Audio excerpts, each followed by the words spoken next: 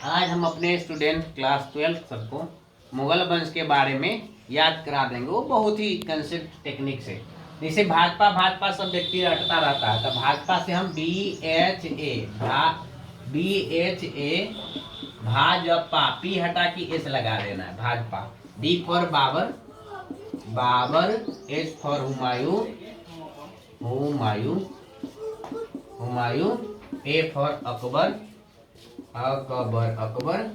J for Jahangir, Jahangir, उसके बाद Shahjahan, S for Shahjahan, A for Aurangzeb,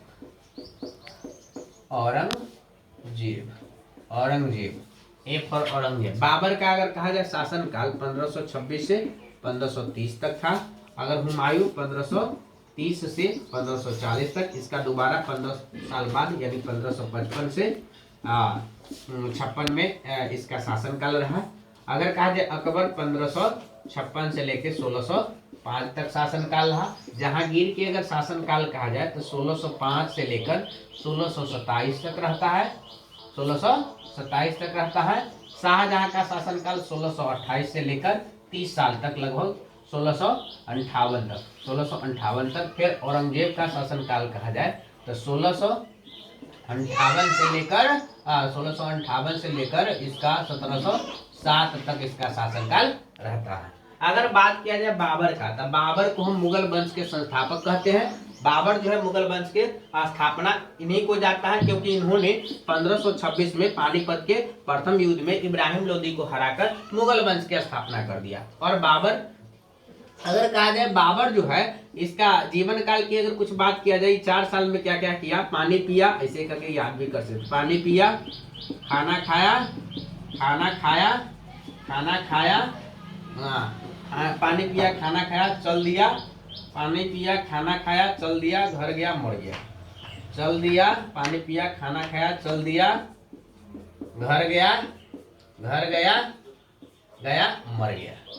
मर गया। तो इसको हम याद कैसे कर सकते हैं, पानी पिया यानी 1526 में पानीपत के प्रथम युद्ध हुआ था। खाना खाया 1527 में, तो 1527 में खानवा का युद्ध हुआ। चल दिया यानी चंदेरी का युद्ध 1528 में हुआ था। घर गया यानी घाघरा का युद्ध 1529 में घाघरा का युद्ध, और 1530 में बाबर क्या होता है, मर जाता है। तब बाबर का छोटा सा जीवनी, जब इसका मृत्यु हो जाता है तो इसे जिसे आगरा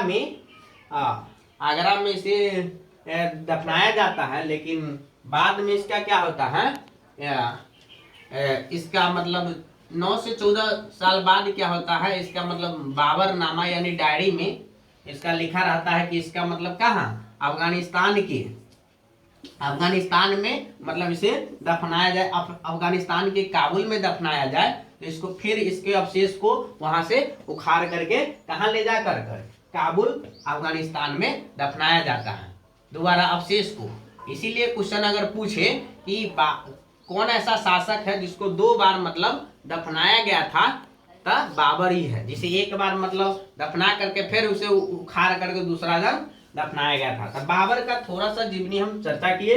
हुमायूं के बारे में अगर कहा जाए, हुमायूं एक ऐसा शासक था जो मतलब हमेशा हर युद्ध में इसको हार का ही सामना करना पड़ता था। हुमायूं का अर्थ अगर कहा जाए भाग्यवादी होता है, भाग्यवादी या भाग्यशाली, जो भी कहो। भाग्यवादी के मतलब हुआ कि यह 1530 से 1540 में ईसाई, वैसे इसको सबसे ज्यादा जो डर था ना, हमेशा हार का सामना करना पड़ता था शेरशाह सूरी से, ठीक है। और 1555-56 में भी किसी तरह भाग्यवादी या भाग्यशाली से यह क्या किया, फिर से मतलब अपना राज्य को मतलब प्राप्त किया। और उसके बाद इसको भाग्यशाली इसलिए और कहा जा सकता है कि इसके मतलब अगर कहा जाए पुत्र जो था वो अकबर हुआ, अकबर ये इसका पुत्र था। वैसे भी अगर मान लिया जाए, इससे हम 100 क्वेश्चन निकाल सकते हैं। कैसे, जैसे बाबर के बेटा हुमायूं के बेटा अकबर के बेटा जहांगीर के बेटा मतलब शाहजहां के बेटा औरंगजेब। अगर पूछ दे कि हुमायूं के बाबू के नाम था बाबर के बेटा के नाम हुमायूं, बाबर के पोता के नाम था अकबर के दादाजी के नाम था बाबर। इसी तरह से इसमें हम 50 क्वेश्चन निकाल सकते हैं, है ना, याद वाद ना होता है। तो हुमायूं के बारे में अगर बात किया जाए तो हुमायूं को एक बहुत ही अच्छा पुत्र अकबर के रूप में प्राप्त होता है। और यह काफी ज्यादा अगर कहा जाए ये अपने जीवन में लड़खड़ाते हुए इसको मृत्यु हो जाता है। अगर कहा जाता है कि हुमायूं का मृत्यु एक दिल्ली के दीन पनाह सीढ़ी रहता है, पुस्तकालय की सीढ़ी से क्या होता है और गिर करके इसका क्या हो जाता है, मृत्यु हो जाता है और हुमायूं अपना जीवन का अंत मतलब। उसके बाद अकबर आता है। अकबर बहुत ही अच्छा और प्रतापी शासक में गिना जाता है, क्योंकि अकबर ने अगर कहा जाए मुगल वंश का काफी विस्तार किया और राजपूताना में भी विवाह का संबंध स्थापित किया। और कहा जाए अकबर एक प्रतापी शासक था। अकबर एक पढ़ा लिखा शासक नहीं था, क्योंकि इसको पढ़ाई में उतना मनवन नहीं लगता था। जब ये राजा बना तो धीरे धीरे मतलब वैसे कुछ दिन इसका संरक्षक बैरम खा रहता है। उसके बाद अकबर जो है एक ऐसा शासक था जिन्होंने मतलब सबसे पहले अगर कहा जाए तो क्या मतलब तंबाकू का सेवन सबसे पहले अकबर ही, अकरब ऐसे करके याद कर सकते हो कि अकरब था, यानी प्रथम बार।